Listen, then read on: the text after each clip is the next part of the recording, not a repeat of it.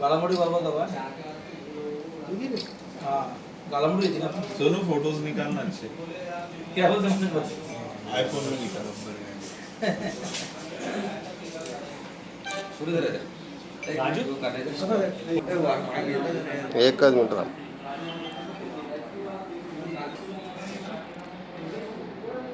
सबको घुमा के लो बराबर है। सब आएंगे, एक भी नहीं छूट। दिखा वीडियो के साथ में आया। वो बात भैया सामने को हाँ, दे दो। सामने हमारे सामने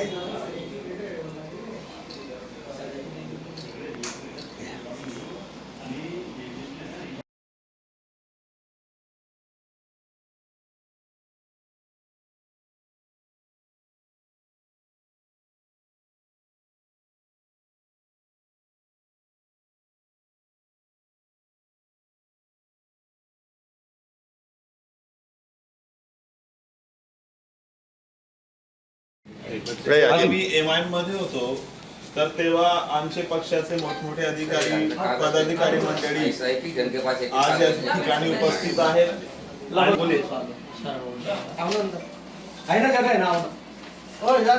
भैया कंटिन्यू करो. आज धुळे शहर एमआयएम पक्षाच्या वतीने जिल्हा आणि शहरची जे पण सदस्य आणि पदाधिकारी आहेत ते आम्ही आज सामूहिकरित्या राजीनामा देत आहोत. राजीनामा देण्याचं कारण सगळ्यात प्रमुख एक आहे की आपण मागे बघितलं असेल की 4-5 वर्षामध्ये ज्यापर्यंत माजी आमदार फारुख शाह साहेब हे एमआयएम पक्षाचे आमदार होते तोपर्यंत पक्षाचं काम खूप चांगल्या पद्धतीने चाललं होतं. वरिष्ठ पातळीवरही दखल घेतली जात होती. नेतृत्व आम्हाला चांगलं असल्याकारणाने आम्ही 4 वर्ष धुळे शहराच्या विकासावर आणि कामावर भर दिली. पण माजी आमदारांचं जेव्हा पराभूत झाला आणि एमआयएम पक्षाला नेतृत्व राहिलेलं नाही आणि त्या कारणापोटी आज आम्हाला जनतेच्या रोषाला सामोरं जावं लागत आहे.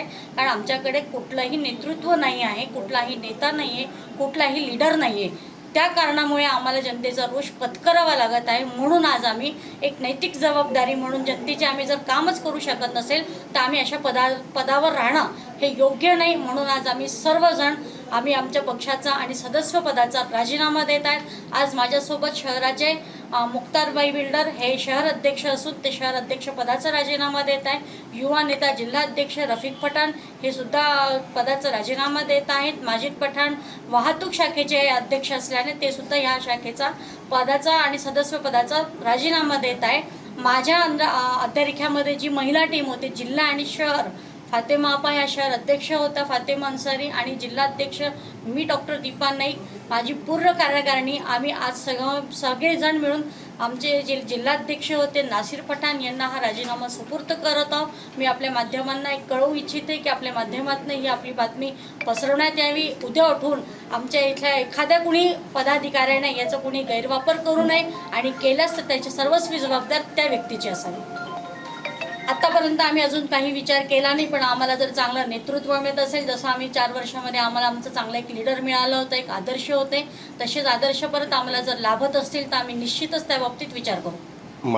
आम्हाला जर जनतेचा आणि शहराचा विकास याच्यावर जर भर मिळत असेल, समाधानकारक आम्हाला नेतृत्व मिळत असेल तर आम्ही त्याचा नक्कीच विचार करू.